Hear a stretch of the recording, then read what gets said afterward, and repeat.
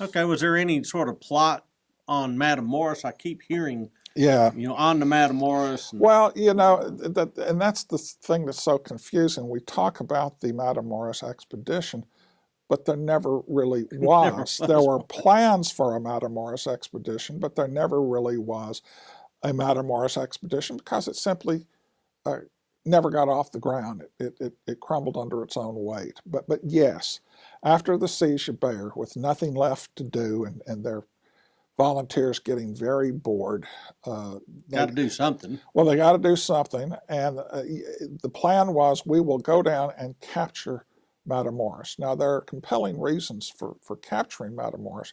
Matamoros controls most of the trade in northern Mexico. It's a very rich city. Sure. It's In a relatively new city. it's port city, Yeah. and it would be a nice thing, obviously, for us to have. And it might spur some Federalist uprisings, perhaps. Well, that's the hope, and that's Okay. the plan. But here's the question nobody's addressing. If you had a difficult time supplying soldiers in San Antonio, how on earth are you going to supply an army even further into enemy?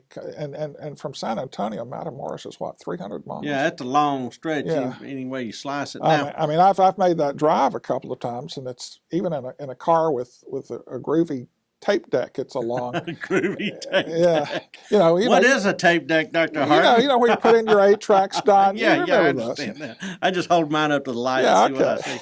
All right, so it's about the when we've heard of Sam Houston getting to Texas, Yeah. and in previous lessons we've heard about Travis. Well, yeah. But we're missing the star of the show in terms of the Alamo. When does David Crockett get to Texas? David Crockett gets into San Antonio, and that's the thing. He comes to Texas and he joins the army, and then he and a bunch of his friends go off buffalo hunting. And he takes his own sweet time. He's frankly looking for a place to settle. Yeah, he's not looking for a place to fight. No, he's looking. Says where would be a good place to? Well, and also what he's doing is he's talking to old friends from Tennessee. Yeah. And Don, what I think he's trying to do is establish a political network.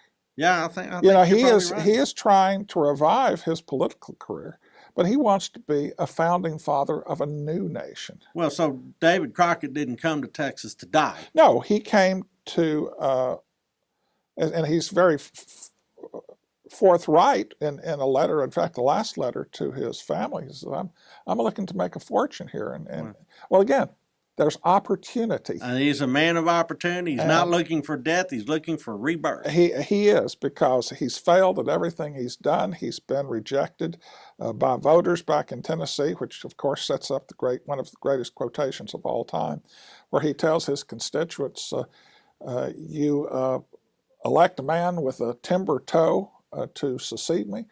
You can go to hell, and I will go to Texas." The best concession speech ever. Yeah, and the whole thing about the timber toe is his opponent had a wooden leg. Well, all right, so you've got this skeleton screen of American volunteers. Yeah. You've got personalities like Travis, because Travis is already at the Alamo, is he not? No, actually, Travis comes late to the Alamo. Okay.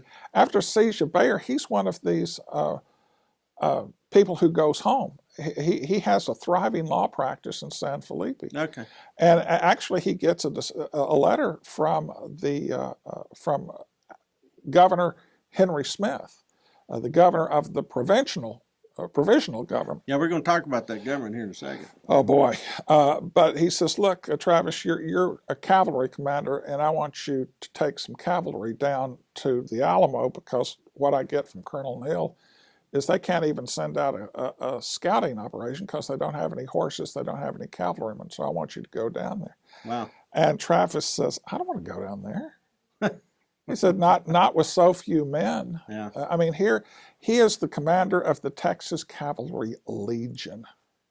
Wow. The Legion. The Legion. And he takes about 30 guys. Yeah, their number was Legion, 30. But, to his credit, once he gets down there and sees the strategic importance of San Antonio and the Alamo, he starts referring to the Alamo as the key to Texas. Wow. Do these guys have any idea what they're in for? I mean, do they have any idea what Santa Anna Well, has? I think they do. What they know there's an army coming. Okay. They don't expect it to arrive until late March at the earliest. April at best. Bluebonnet season. Yeah, I mean, well, when it's you've got fodder for your. Yeah, You know. absolutely. So they're expecting. Well, and who attacks in the middle of winter? I mean, that's just dumb. Yeah. Well, So they think they've got till spring anyway, and again, nobody thinks they can hold the Alamo for any time at all with the men they have. It's a skeleton force. sure. But they can't imagine that once the rest of Texas knows that the Alamo is under siege, that they will not rally to their assistance. All right. We'll see how this turns out Yeah. for everybody then.